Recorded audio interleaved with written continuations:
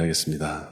하나님 아버지, 우리 가운데 역사해 주셔서 생명의 젖줄로 날마다 꼴을 먹이시는 것을 경험케 하여 주시고, 주 앞에 영과 진리로 나아가는 주의 백성들을 기억하여 주사 이들의 삶을 붙드시고 일하시는 것을 보여주시옵소서. 예수님의 이름으로 기원하옵나이다. 아멘. 하나님의 크신 은혜가 저와 여러분 가운데 함께하기를 축원합니다. 오늘 주일날 이렇게 예배로 나오신 여러분들에게 하나님이 함께하시고 이야기하시는 음성을 들을 수 있는 시간 되길 바랍니다. 지난 그 요한복음을 계속 말씀을 전하고 있는데, 예수님이 십자가에 달리시기 전날 그 다락방에 모여서 있는 이들에게 마지막 설교로 당부하는 이야기가 오늘 내용들이죠. 그런데 그 내용 속에 어찌 보면은 이런 거죠. 이제 내 사랑하는 제자들에게 진지하게 이야기를 하는 거예요. 너희에게 이러한 일들이 있을 것인데 이것을 너희가 기억하고 반드시 생각해야 된다라는 말을 어찌 보면은 가장 가까운 이들에게 이야기를 나누는 거죠. 왜냐하면 나중에 예수님의 부활의 사건과 부활의 이야기들을 경험할 때 그 12제자, 세제자, 12제자, 그 간극에 이렇게 거리가 멀어지잖아요. 500여 문도까지. 그 말은 무슨 말이냐면 지금 어찌 보면 제일 가까운 사람들에게 예수님께서 있어야 될 일과 있는 얘기들을 전하는 시간들이 오늘의 시간입니다. 그런데 지난주에 말씀 나눴던 것처럼 미워하게 된다. 사람들이 너희를 미워하게 된다. 왜 미워하냐면 너 때문에 미워하는 게 아니라, 너의 문제가 아니라 하나님을 거부하는 심령이 그 일들을 이루어낼 거야. 하나님을 거부하는 이들이 너를 반드시 미워하게 될 거야. 그것은 너는 오해하지 마. 나 때문이야. 라고 얘기하는 거예요. 네 안에 예수가 있기 때문에 미워하는 것이고, 예수가 있기 때문에 넘어뜨리려고 하는 것이고, 예수가 있기 때문에 그 이유와 목적 없이 싫어하게 된다는 얘기를 하는 거죠. 조금 더 영적인 이야기를 하면 내 안에 하나님이 다가오시고 하나님이 함께할 때, 아멘이십니까? 하나님이 함께할 때 마귀는 사실 그것을 내버려 두지 않는 거죠. 어떻게든 방해하려고 드는 거죠. 내 안에 예수의 전이 세워지고 예수의 이야기들이 새겨지는 것을 가장 강렬하게 거부하기 때문입니다. 오늘은 그 얘기에 더불어서 조금 더 나아가는 이야기를 이어서 한 거예요. 여러분, 성경은 장과 절로 구분되어 있는 것 같지만 장과 절로 구분된 게 아니라 쭉 이야기하고 있는 거예요. 15장부터 16장에 이르기까지 쭉 이야기를 계속해서 하고 있는 거죠. 그런데 이제 너희를 싫어하는데 어디까지 싫어하냐면 출교시킬 거야. 너희를 싫어하는데 어디까지 싫어하냐면 내쫓을 거야. 너희를 싫어하는데 어디까지 싫어하냐면 왕따시킬 거야. 이 얘기를 대놓고 하는 거예요. 이유는 다른 게 아니라 예수 그리스도가 너희 안에 자라나고 너희 안에 세워지기 때문이야. 너희 12제자들에게 지금 이 얘기를 성경이 하고 있는 거죠. 예전에 제가 외국인 사역할 때 그랬던 적이 있어요. 그러니까 제가 이제 기도하고 하나님의 일들 정해 나갈 때, 그때 이제 외국인 예배니까 영어를 담당하는 사역자가 한 명 있어야 되고, 외국인들 담당해줘야 하는 사역자가 한 명 있어야 되고, 한국인을 담당하는 사역자가 있어줘야 됐어요. 그래서 이렇게 파트를 맡아서 감당을 하는데, 제가 한국인을 담당한 거였고 외국인을 담당한 사역자가 있어야 되는데, 그때 공석이 생긴 거예요. 빈자리가 생겨가지고 그걸 놓고 기도하러 갔는데 제가 기도 중에 너무 신기한 경험을 한 적이 있어요. 기도하는 중에 하나님이 어떤 외국인 뒷모습을 보여준 거예요. 예배를 드리는 뒷모습을. 그래서 이렇게 봤는데, 그날 아침에 이불 정리하고 나오고 이제 기도원에서 나오는데 누가 찾아온 거예요. 그 외국인이. 어제 제가 기도할 때 봤던 그 외국인이 사역자라고, 어느 교회 전도사라고 찾아온 거예요. 찾아왔는데 그냥 그 전도사님 어떤 거였냐면, 그냥 일반 교회, 한국인 교회에서 신학 지원금 받으니까 인턴 전도사처럼 하고 있는 분이에요. 근데 제가 어떻게 보면 좀 잘못한 것 같지만 저희 외국인 교회로 스카웃을 한 거죠. 그러니까 딱 봤는데 하나님이 이 사람을 부른다는 그 생각이 너무 강렬해서 제가 강하게 강권을 했어요. 전도사님, 저희 교회에 와서 외국인 사역을 해달라. 근데 어떤 분이었냐면 동남아계인 거예요. 이제 저희 교회는 서양 사람들이 많았는데 동남아계인 거예요. 그래서 조금 고민을 했는데 좋아할까? 나라 국적을 물어봤더니 네팔 사람이래요. 네팔 사람인데 괜찮을까라고 해서 그 주에 초청을 해가지고 설교를 부탁하고 요청을 했는데, 제가 설교 듣다 깜짝 놀랐어요. 왜 그랬냐면 설교를 듣는데 정말 십자가의 복음이 살아있는 거예요. 그 설교 안에 그냥 그 당시만 해도 2000년대 중반이니까 그 적용하는 설교, 뭐 이렇게 세련되게 하는 설교, 막 개그 넣고 코미디 넣고 막 이런 설교가 익숙하던 때거든요. 외국은 더 심했고, 외국은 그런 설교가 더 심했고, 지금은 또 그런 설교가 많이 없어져 가지만 그때는 앞에 무슨 웃겨야 되고 웃기고 나서 그다음 뭐 적용 좀 하고 여러분 어떻게 살 겁니까? 막 이런 설교가 유행하던 때예요. 근데 전혀 그런 설교도 아니고 이분의 설교는 그냥 십자가 앞에서 어떻게 살고 어떤 인생을 살고 있고 자기가 어떤 삶을 살고 있는 그런 설교. 너무 영어도 투박하고 막 이러는데 세련되지도 않고 이러는데 설교가 제 가슴을 막 너무 울린 거예요. 와, 십자가의 복음에 대해서. 제가 왜 이 얘기를 하냐면 이분하고 내가 너무 감동을 해가지고 그날 목포 그 유달산에 가가지고 이 투어를 시켜드려서 이렇게 관광시켜드리고 막 이러는데 그때만 해도 전라도 목포에는 기독교 인구가 굉장히 많았거든요. 그러니까 유달산 올라가면 바닥에 빨간 십자가만 쫙 있는 그런 시대예요. 근데 그 십자가를 보더니 그 네팔 전도사님이 눈물을 흘리는 거예요. 제가 왜 그러냐 했더니 그분이 얘기하는 거예요. 지금 자기 나라는 예수 믿으면 핍박을 받고 있습니다. 자기 가족이 첫 선구자 가족인 거예요. 첫 예수 믿은 목회자 가정인 거예요. 그 가족의 형제들이 목회를 하면서 그게 뭐냐면 그 나라에서 처음 목회자인 거예요. 그러니 진짜 성경에 나온 이야기들이 그들의 이야기였던 거예요. 예수를 믿으면 국가적인 왕따를 당하는 거예요. 국가가 왕따를 시키는 거예요. 모든 그 환경과 모든 보험이고 모든 게 다 사라지고 모든 사람들이 다 왕따를 시키는데 그 가족이 자신의 아버지부터 해서 그 가족들이 믿음 때문에 그 안에 선구자로 사는 거예요. 그 노숙을 하고 거지처럼 살아가기도 하고 예수 때문에 그 성경에 나와 있는 이야기처럼 사도 바울이 바구니 타고 탈출하는 장면이 있잖아요. 그런 적도 있대요. 복음 설교하다가 밑에서 몽둥이 들고 쫓아오니까 그 창문 열고 바구니 타고 탈출하고 뭐 이랬던 삶을 살았던 거예요. 그래서 그때 이해가 갔어요. 그 빨간 십자가를 보면서 그분이 했던 이야기가 우리나라도 막 이렇게 기도했던 그 모습이 저는 생각이 나요. 그러니 설교를 하는데 자신이 그렇게 사니까 십자가의 복음이 다르게 들리는 거예요. 아, 내가 살다 저렇게 이런 설교를 듣나 이런 생각이 들어가지고 제가 그때 그분을 너무 자신 있게 그 저희 교회 외국인 담당 사역자로 막 추천을 해가지고 그 반대도 있었는데 서방 사람들 세련된 이야기들 하는 사람들한테 반대도 있었는데 적극적으로 해서 왜냐하면 이런 분이 목회를 해야 우리 교회 삽니다 막 이래가지고 제가 몰아서 했던 기억이 있어요. 지금은 저기 구로동의 네팔인 교회에 담임 목사를 하고 있거든요. 근데 그 당시에 제가 그 마음에 너무 그 모습이 충격이었어요. 우리나라도 하면서 그 빨간 십자가가 바닥에 쫙 깔린 걸 보면서 우리나라도 이렇게 했는데 4년 후에 네팔이 종교가 풀렸어요. 기독교가 풀렸어요. 그래가지고 지금은 네팔에 기독교가 들어가고 핍박도 사라졌고 모든 것들이 다 풀렸는데 그때만 해도 그랬던 시간들이 있었죠. 제가 그래서 예수를 믿으며 핍박을 받는다, 어려움을 겪는다 할 때마다 저는 그 전도사님이 가끔 생각이 나요. 그때 그렇게 얘기됐던. 언젠가 한번 모실까도 생각은 했어요. 왜냐하면 그 네팔인 예배 인도하시는데 한국말을 너무 유창하게 잘하시거든요. 저하고 벌써 한 5, 6년을 계속 사역을 같이 했으니까 한국말 유창하게 잘하셔서 이제는 너무 한국말 잘하셔서 한번 보셔도 될 것 같다는 생각을 한번 한 적도 있습니다. 그런데요, 우리가 예수를 믿는다는 것이 왜 다른 사람들에게 핍박이 되고 또 그들은 때로는 출교를 시키고 지금은 우리가 교회에서 너 나가 이게 큰 충격과 문제가 아닌 것처럼 느껴지지만 마치 무슨 교회들마다 마케팅하듯이 서로 전도하겠다고 달라드는 것처럼 되고 있으니까 무슨 이게 큰일이 아닌 것처럼 느껴지지만 그 당시 시대는요 왕따가 되는 거예요. 나라에서 왕따가 되는 거고 유대 공동체에서 버림받는 그런 상황들이 놓인 거죠. 그런데 예수님께서 제자들에게 그 얘기를 하는 거예요. 너희가 버림받아질 수도 있단다. 너희가 그렇게 되어질 수도 있단다. 너희가 무엇 때문에 나를 싫어하기 때문에 예수 그리스도를 싫어하기 때문에 너희가 그러한 자리로 가게도 된단다. 그런데 내가 너희한테 해주고 싶은 이야기가 있어.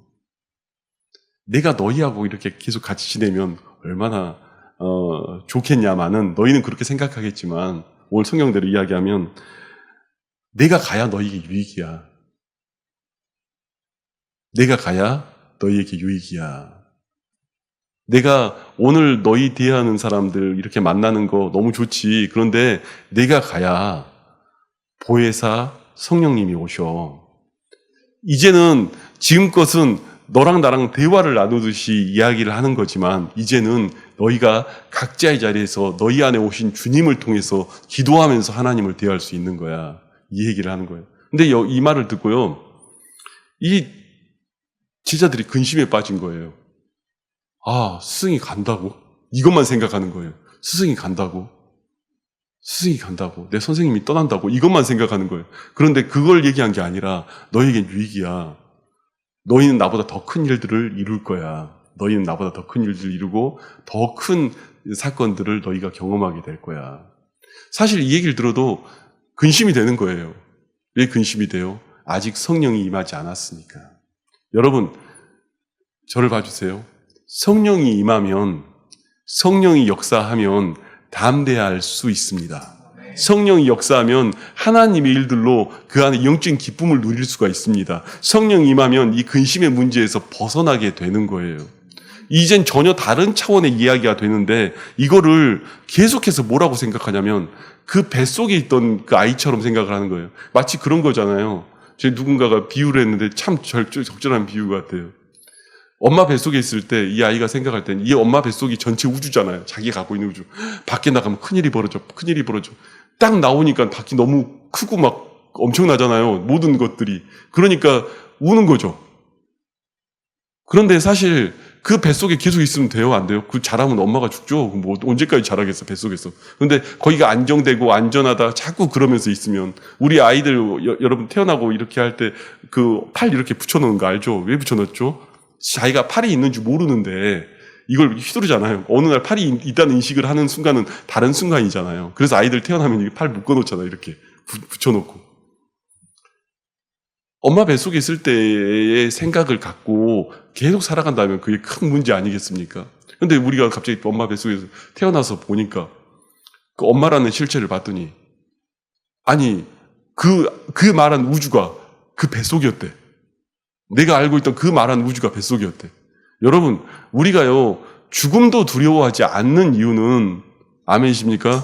성령이 교통하면 죽음도 두려워하지 않는 것은, 그게 그냥 이 땅에 살아가는 게 그 뱃속이었을 뿐이고, 나와서 보니 그 주체가 있고 그 주체랑 대화를 하기 시작하고, 그 넓은 세계가 내 앞에 펼쳐져 있고, 그 안에서는 영원히 그렇게 살 수가 없는 거예요. 언제까지 그 안에서 틀어박혀서 막 이렇게 사는 게 아니라, 성령이 교통하면 이 모든 일들이 다르게 우리에게 보여지는 거예요. 더 넓은 세계가 주어진 것처럼, 더 넓은 이야기들이 우리에게 주어지는 것처럼. 이 땅을 살아가고 있으나 우리가 성령을 교통한다는 것은 주님이 내 안에 거하시고 내가 주 안에 거한다는 건 그 안에서 우리가 그 세계를 보고 누리면서 만나는 거예요. 여러분, 성령이 교통 안 하면요, 이 땅을 살아가면서 계속 두렵습니다. 두려움과 걱정과 근심 속에 사이죠. 이런 대표적인 주자가 누구예요? 가룟신 유다죠. 유다는 배신을 한 게 아니라 정확히 성경을 보면요, 유다는 계속 무슨 생각이에요? 나예요, 나 중심이. 내가 중심인 거예요.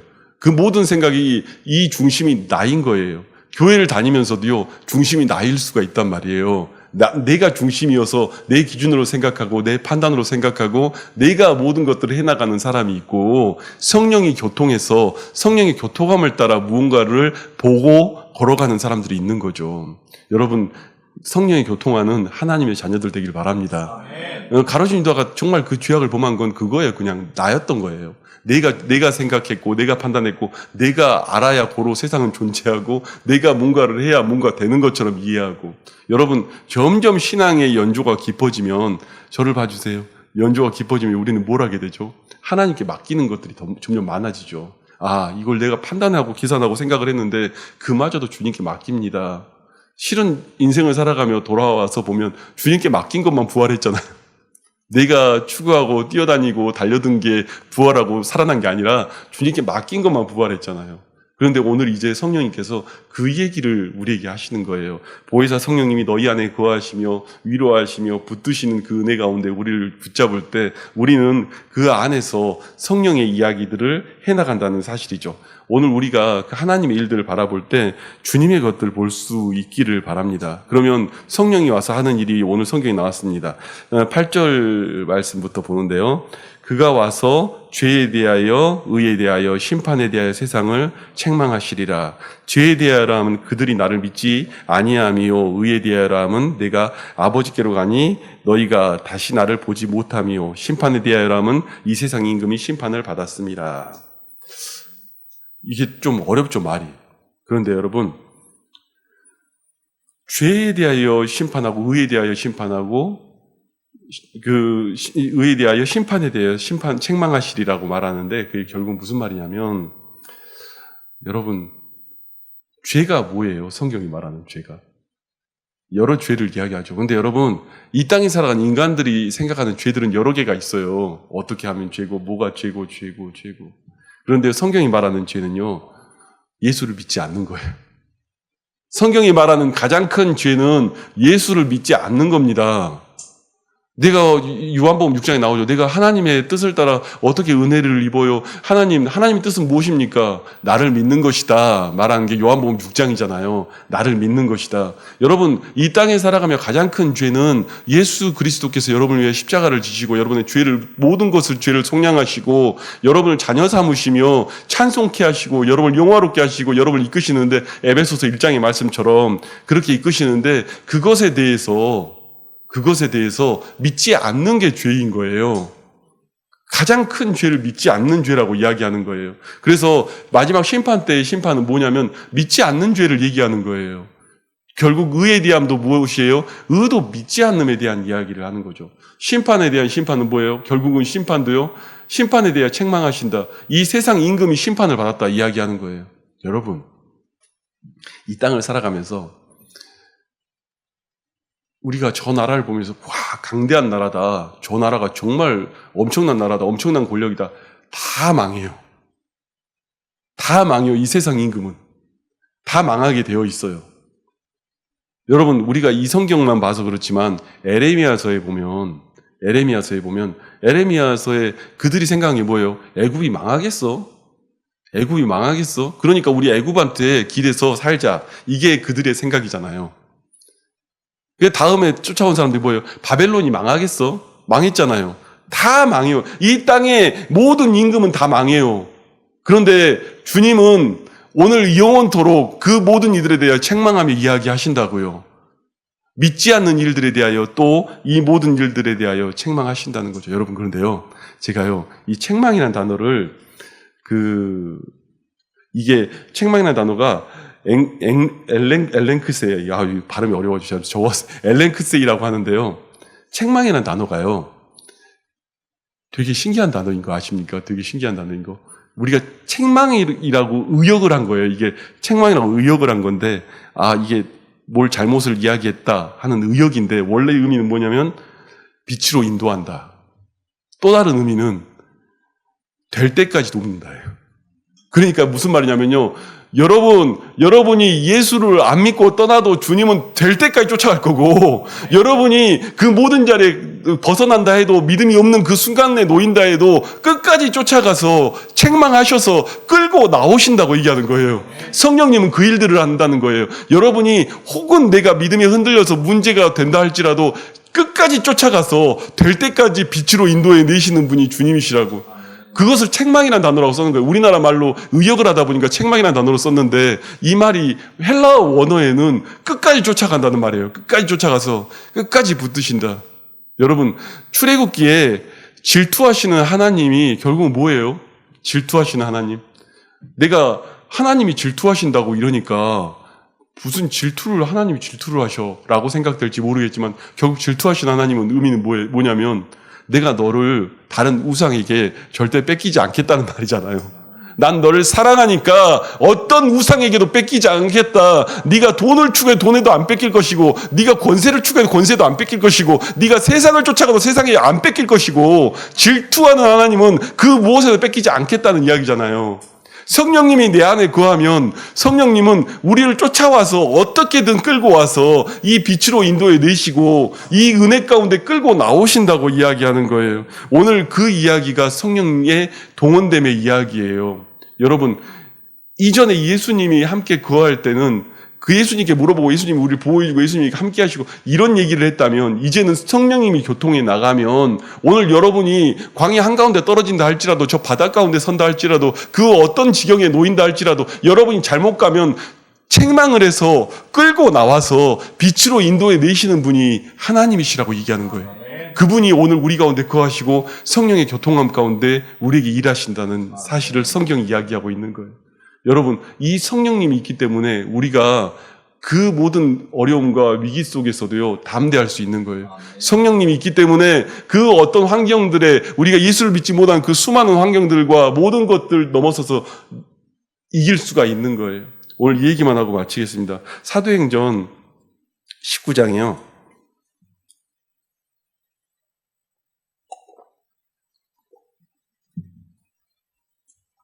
1절로 7절까지 말씀을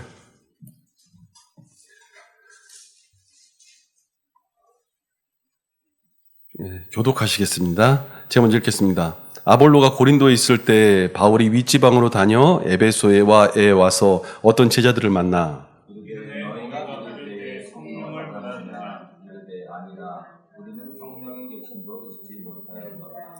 바울이 이르되 그러면 너희가 무슨 세례를 받았느냐 대답하되 요한의 세례니라.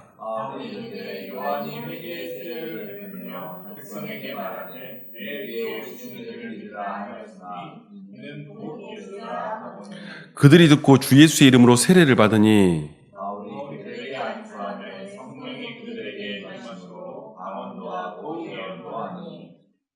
모두 12사람쯤 되니라. 아멘.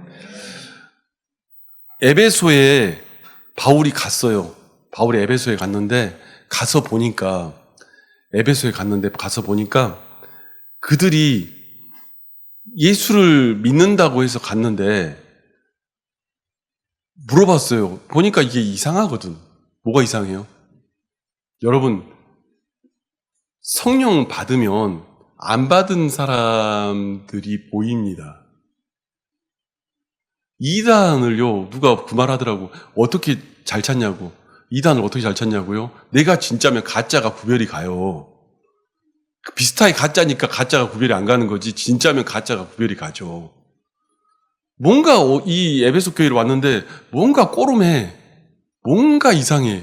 이 사람들이 예수는 믿는다고 하는데 뭐가 좀, 바울이 보니까 뭐가 이상해.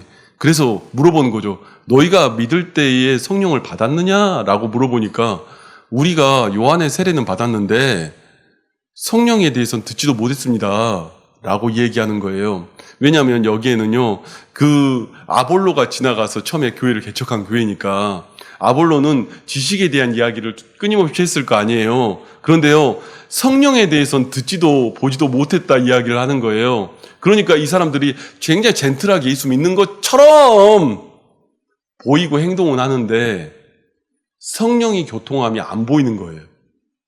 성령이 교통함이 안 보이니까 거기서 성령에 대해서 가르치고 성령의 세례에 대하여 이야기를 나누고 안수하며 이들이 방언도 하고 세례도 받고 성령이 은혜가 이 가운데 임했다라는 게 성경의 기록이에요. 여러분, 예수를 믿는데도요, 아주 고상하게 아볼로처럼 설교하는 시대가 요즘 시대예요. 그래가지고요, 주님이 내 안에 거해서 내가 나도 모르게 영적 본능으로 예배를 드리고 싶고, 아멘이십니까? 영적 본능으로 기도하고 싶고, 영적 본능으로 성경을 읽고 싶고, 영적 본능으로 찬송을 하고 싶고, 그 마음들이 일어나야 정상인데, 영적 본능이 안 일어나면 그 본능 같은 거예요, 예배라는 건.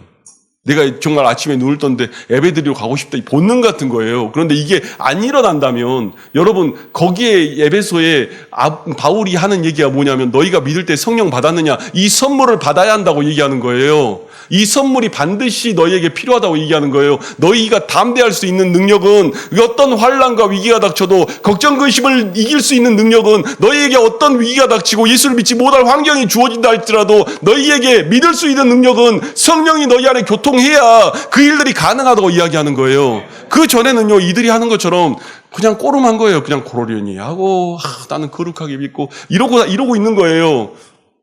이것이 정상적인 교회라고 말한 게 아니에요. 바울은 이게 정상적인 교회라고 말한 게 아니에요. 보니까 잘 배웠어. 아볼로한테 아주 세련되게 배웠어. 그런데 성령이 너희 안에 교통치 않으면 이 상황들을 이겨낼 수도 없고, 이 위기 속에 네 생명 바칠 마음도 없고, 이 위기 속에 내 모든 것을 걸어 주의 일들을 한다는 그 사명을 감당할 수도 없다는 걸 아는 거예요, 바울이. 사명 감당하겠습니까? 아이고, 세련되게 옷깃을 휘날리며 긴 도포 입고 돌아다니면서 나는 예수 믿는 사람이네. 아유, 핍박, 아유, 그럴 때 뭐 피해 가서 돌아가지. 뭐 이럴 거 아닙니까? 여러분, 코로나 때 교회 많이 망했다고 우리 맨날 얘기하잖아요. 나는요, 여러분, 솔직히 말해서 그 밀가부르 턴 것 같아요, 진짜로. 알곡과 쭉정이를 가른 것 같아요, 어떤 면에서는.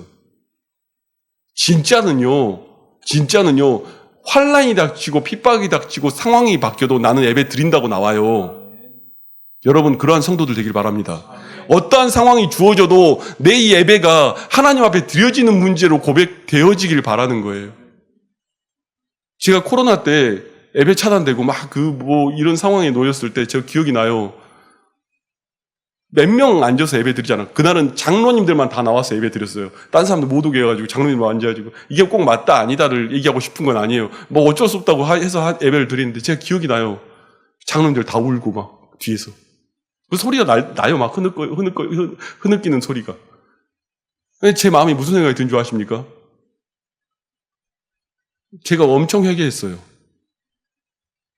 내가 드리는 예배가 얼마나 거지 같으면 하나님이 안 받겠다고 이러시나라는 생각도 들었어요. 어느 날 하나님이 그 모든 순간에 그렇게 한다면 내 예배가 얼마나 가식적이었으면 하나님 회개합니다. 그런 시간이었어요, 저한테는. 여러분, 어느 날 주님이 우리에게 하나님의 일들과 능력으로 나타나야 내 예배의 본능이 살아나는 거예요. 그 본능이 나를 이끌고 내가 주님을 한 번 더 만나겠습니다. 내가 주님 한 번 안 만나면 못 살겠습니다. 이 말이 나오는 거지. 안 그러면 안 되는 거예요. 여러분, 아직 성령의 교통하심이 여러분 가운데 없다면 기도할 수 있길 바랍니다. 성령님이 여러분 가운데 거하시면 그 성령님이 우리를 담대하게 하실 것이고 어떠한 상황 속에서도 우리를 예배로 이끌어내실 것이고 세련되게 믿는다고 그게 믿는 게 아니에요. 여러분, 우리의 예배 속에 여러분의 살아있는 기도가 나오길 바랍니다. 그 기도가 나올 때 하나님이 들으시고 하나님이 받으시는 거예요. 예배의 가장 기본 단위는요, 간절함이에요. 갈급함이에요. 갈망이에요. 내가 주님 만나겠습니다. 이런 형식을 갖추고 찬양을 하고 뭘 세팅하고 이건 사실 두 번째 문제예요.